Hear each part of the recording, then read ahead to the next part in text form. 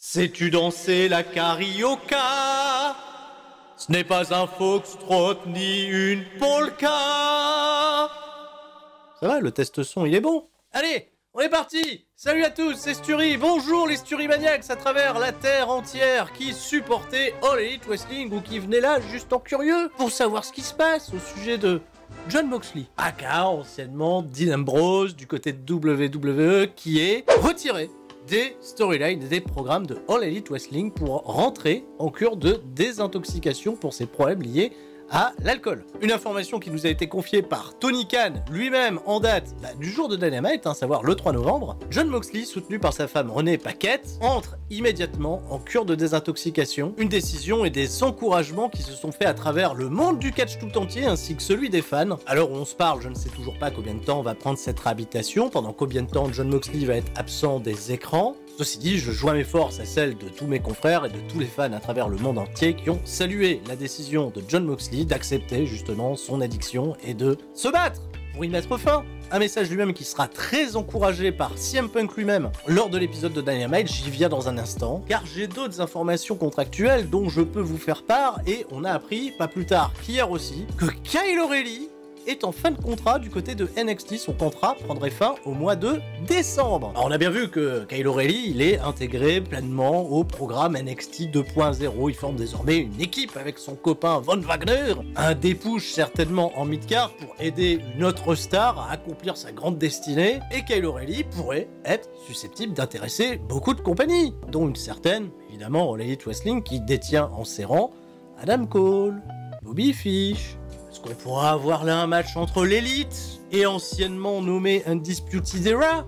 Eh ben on va spéculer, parce que entre lui, Johnny Gargano, Kevin Owens, là c'est la porte ouverte à toutes les fenêtres. Et un autre catcheur qui a vu sa clause de non-compétitivité se terminer, c'est nul autre que Bray Wyatt, désormais rebaptisé sur les réseaux sociaux Windham. Là aussi, les Dirt Sheets nous ont laissé sous-entendre que sa fin de relation avec WWE n'était pas forcément la meilleure, que Vince McMahon a commencé à se délaisser de lui, qu'il y a eu un incident, une mésentente, une mécompréhension en tout cas sur le personnage et l'évolution du Fiend dans notamment l'angle de la brûlure.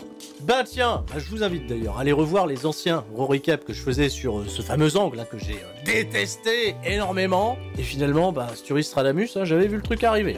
La mort du Fiend. Toujours pas de nouvelles de la part du principal intéressé qui n'a livré aucune interview, n'est apparu dans aucune compagnie de catch et peut-être pressenti pour, je sais pas, apparaître du côté de Full Gear, on sait jamais. Là aussi, le temps fera son effet et on est parti à W Dynamite. Recap.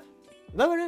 Dans la nuit du mercredi 3 novembre au jeudi 4 novembre, désormais les shows sont à suivre en direct à partir de 1h du matin. On va profiter de ce petit contexte où ça a avancé d'une heure parce qu'eux ils ont pas reculé d'une heure. Enfin bref, je m'égare. Kansas City, un programme plutôt sympatoche pour un Dynamite qui va pas me décevoir, qui était assez solide dans son idée de vouloir construire un petit peu plus Full Gear. Et puis de l'action pour débuter immédiatement avec le champion en titre Kenny Omega qui évidemment ne défend pas son titre dans ce combat d'exhibition contre Alan Angels du Dark Order, qui a montré de belles choses. 8 minutes de combat et Kenny Omega va remporter évidemment la victoire après 2 V-Trigger avec un Alan Angels posé dans les cornes, même pas de Wide Wing Angel. Dans l'aftermatch, il a quand même voulu punir son adversaire en allant chercher une chaise, et bien entendu, qui a fait le save, c'est nul autre que le futur aspirant numéro 1 au championnat de Kenny Omega à Full Gear, Adam Page, le cowboy, qui a fait fuir Omega et qui a posé avec la ceinture de champion et a bien précisé à Kenny Omega qu'il n'a plus que 10 jours pour en profiter. Simple, efficace. Voilà, j'espère cela dit que la semaine prochaine on aura le gros angle pour nous mettre la hype et nous laisser sous-entendre le plus possible que Kenny Omega va peut-être voir son règne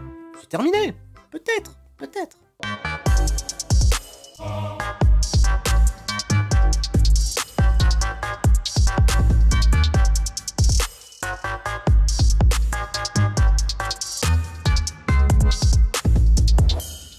Ça faisait longtemps qu'on n'avait pas été dans la pièce noire de Malakai Black. Malakai, il est pas content parce que Tony, Toutoun, pour les intimes, il l'a empêché d'être aux abords du ring pour le match un peu plus tard dans la soirée entre Cody Rhodes et Andrade El Idolo. Alors il nous a toujours pas dit pourquoi il était copain avec Andrade, parce qu'il y a quelque chose qui m'échappe, mais il met en garde absolument tout le monde avec cette phrase: César n'a pas reçu qu'un seul coup de couteau dans le dos, il y a d'autres personnes qui ont trahi, et Et qui va trahir? Il y a quelqu'un qui trahit ce soir? Ah bon? Ah, toujours subtil, mais toujours assez intéressant. Bravo Malakai. Mais on le verra pas.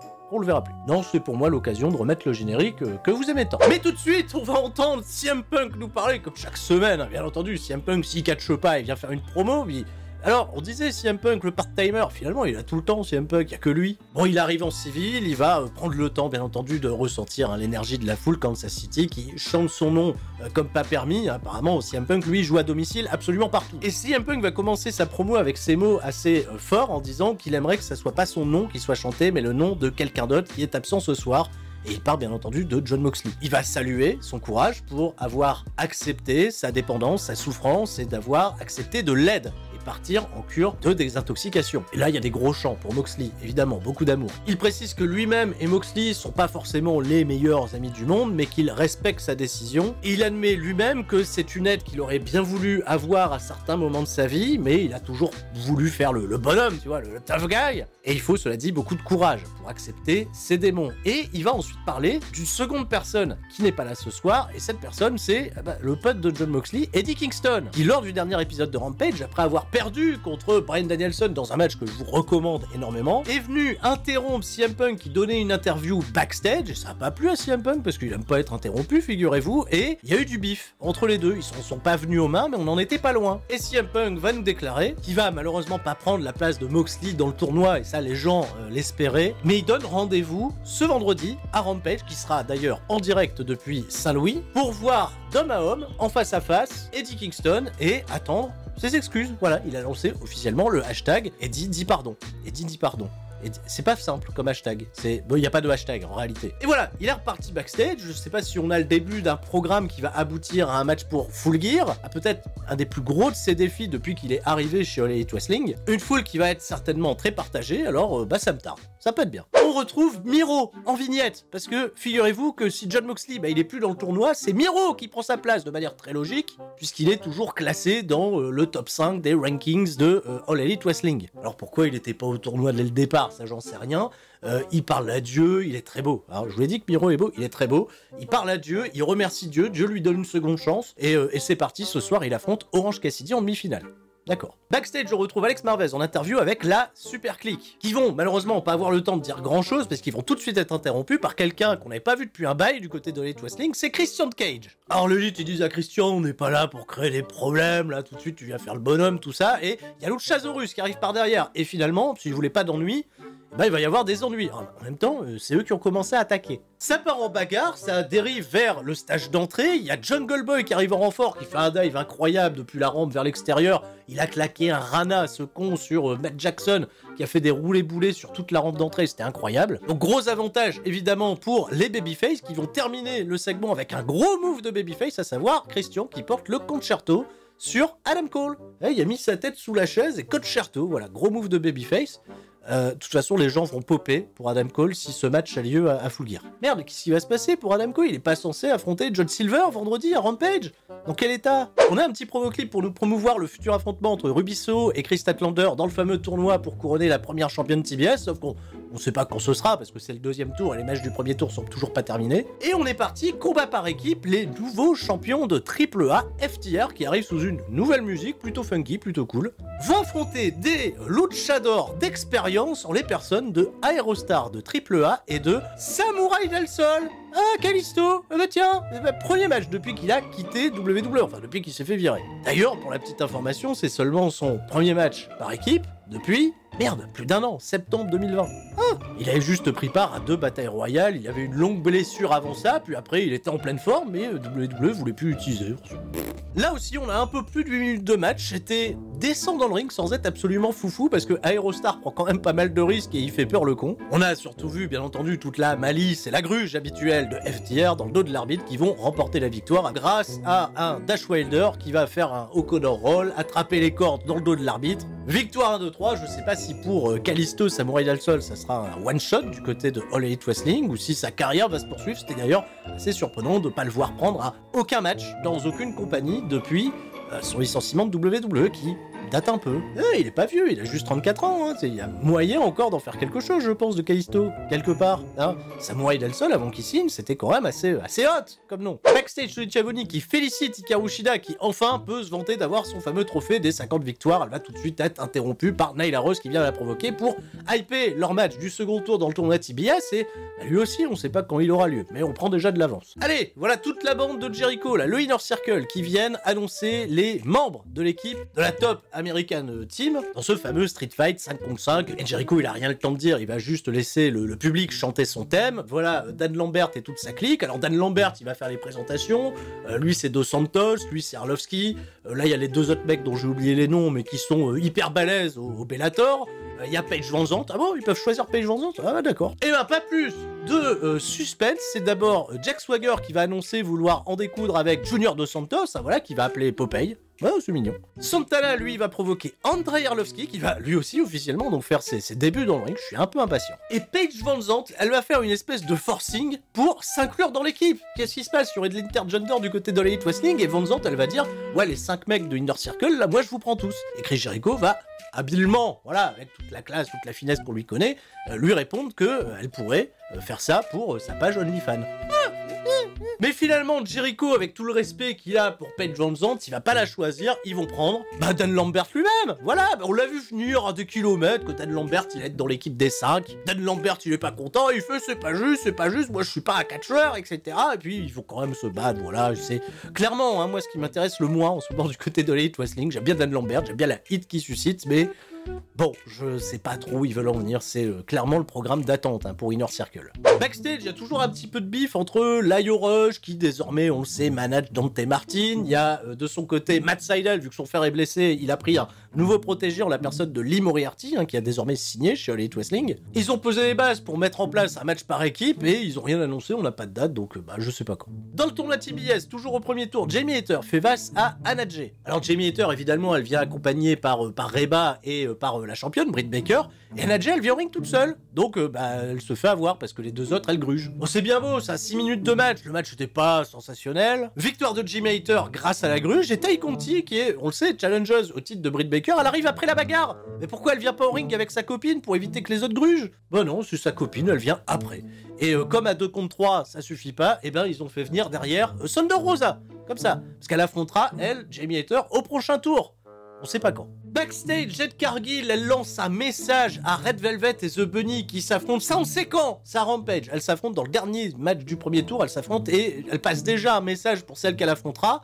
Mais là aussi, on sait pas quand. Et c'est l'entrée de MJF qui va s'adresser à Darby Allin, qu'on a déjà vu un petit peu plus tôt dans le show et dans le public, au loin. Voilà, comme un jeune homme au loin. Il lui dit, mec, on va pas se mentir, parmi les 4 futurs grands catcheurs de la compagnie, bon il les cite pas, mais de Jungle Boy, de Sammy Guevara, mais il dit bon on est quand même bien meilleur qu'eux, à Full Gear on va le prouver, mais je vais surtout te prouver que je suis meilleur que toi à tous les niveaux. Parce que ça se voit quand même que je suis meilleur que toi, mais je comprends pas pourquoi le public chante toujours Darby Allin. Je suis meilleur catcheur que toi, je parle mieux que toi au micro, bon je suis mieux fringué, ça c'est évident. Mais les gens ils se reconnaissent en toi parce qu'ils sont crétins. C'est de la cheap hit. Et Darby Allin il va rétorquer en disant bah oui, t'as raison MJF, mais à Full Gear, je vais te battre à ton propre piège, à savoir je vais faire un vrai match de catch. Je sais que tu veux me briser moralement, mentalement pour que je commette peut-être l'irréparable, mais je suis un mec bien plus solide que tu le penses et je vais te battre dans un vrai match de catch. Par contre là maintenant je vais laisser libérer un peu de colère et justement on est parti, il y a la colère. MJF il dit fuck off, je me casse, mais il y a Sting qui vient lui barrer le passage et Sting il est pas venu seul, il est venu avec des mecs qui avaient des masques et tout, comme ça, ok. Il y a toute la bande de MJF, le pinacle, là ça part en bagarre. MJF il a battu en retraite vers le ring et c'est parti en bagarre avec Darby Allin dans le public, et là Darby Allin il a porté une corde à linge, mon pauvre, il a fait un sprint à travers tout le public pour porter une corde à linge, là il est passé au-dessus des barrières, MJF, c'était très visuel. Sur ce segment c'est lui qui reste debout, j'aime bien la manière dont les choses avancent gentiment, même si bon la plupart de la promo de MJF là c'était pas la meilleure hein, qu'il ait fait, c'était assez basique, c'est ouais les gens sont nuls, moi je suis fort, ouais, you people, voilà. Voilà ce qui m'intéressait le plus sur cette carte, c'est Andrade El Idolo qui fait face à Cody Rhodes. Cody hué, bien entendu, pendant son entrée. Quelques encouragements, mais vraiment dissipés dans Je marre de huer, les gens sont plutôt rangés derrière Andrade l'Idolo, qui lui, on le sait, se comporte comme un connard. J'ai un peu de regret à dire ça, c'est le seul match de catch qui va dépasser les 10 minutes ce soir. C'est vraiment bon. De A à Z, j'ai beaucoup aimé tout ce qui s'est dégagé de ce combat, la stratégie qu'on a vue, avec un Andrade qui s'en prend à la jambe de Cody, qui va porter le figure 4 leg lock. Il y a eu des wouh dans le pub, wouh, évidemment. À chaque fois que Cody faisait un comeback, il faisait des grosses poses de super guerrier, mais il se prenait hué sur hué, c'était magique. Il va y avoir une tentative d'intervention de, je sais plus comment il s'appelle, José Miguel, là, l'espèce d'avocat là de Andrade. Cody va s'en mêler, il y a un Anderson qui va le tirer, de ce fait l'arbitre son attention va être détournée et il va pas voir Cody qui a tenté un dive vers l'extérieur et qui s'est mangé l'une des ceintures du revival de FTR qui s'était planqué sous le ring et qui ont l'air toujours un peu de mèche avec Andrade, ils sont venus lui prêter main forte. De ce fait Andrade il a remporté la victoire, il a porté son finish 1-2-3, voilà, Andrade reste fort. J'étais surpris que Pac ne fasse pas le save. Il y a plutôt Arn Anderson qui est venu faire une grosse confrontation verbale avec Tony Blanchard, bah donnez-nous ce match là dans le main event de Full Gear enfin, les Brainbuster Collide, ça c'est fun, non? C'est pas fun? Et les Lucha Bros sont finalement venus corriger FTR pour teaser, bien entendu, leur affrontement prochain à Full Gear. C'était bien, on n'a pas revu Malakai Black, je ne sais pas où va nous conduire cette storyline, je sais même pas si Malakai va avoir un match à Full Gear, je sais pas si Cody va en avoir un, je sais même pas si Cody va être impliqué dans le pay-per-view, ce serait quand même incroyable. Donc pour tout ça, il va falloir être patient, parce que la semaine dernière, on a besoin de dénouer pas mal de gros nœuds. Ah voilà, là j'ai un nœud supplémentaire parce que John Silver en interview avec Tony Schiavone, bah c'est bien beau, mais dans quel état Adam Cole? Parce que John Silver il est rigolo, il dit ouais Adam Cole je vais te battre et tout, donc c'est bien, il nous hype le match de Rampage, mais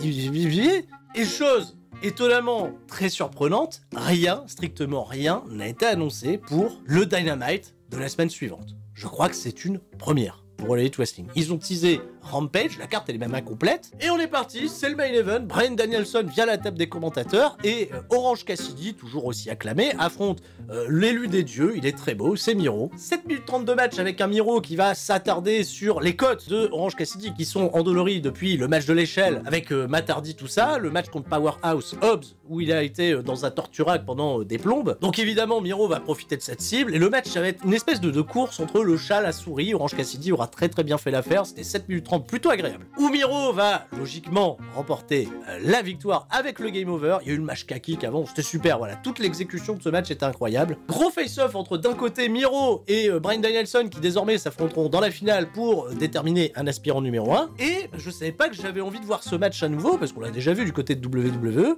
Et là bordel, avec la construction des deux hommes, putain ça me tarde. C'est peut-être un des matchs qui me tarde le plus pour Full Gear. Et je savais même pas la veille qu'on allait la voir.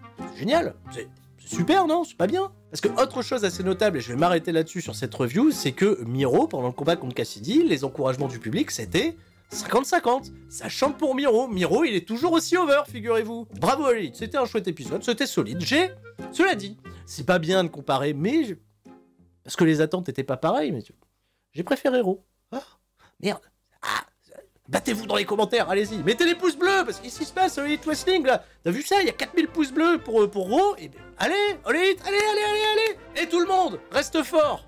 Surtout John Moxley, on t'aime. C'était Sturi. Ciao, bye bye.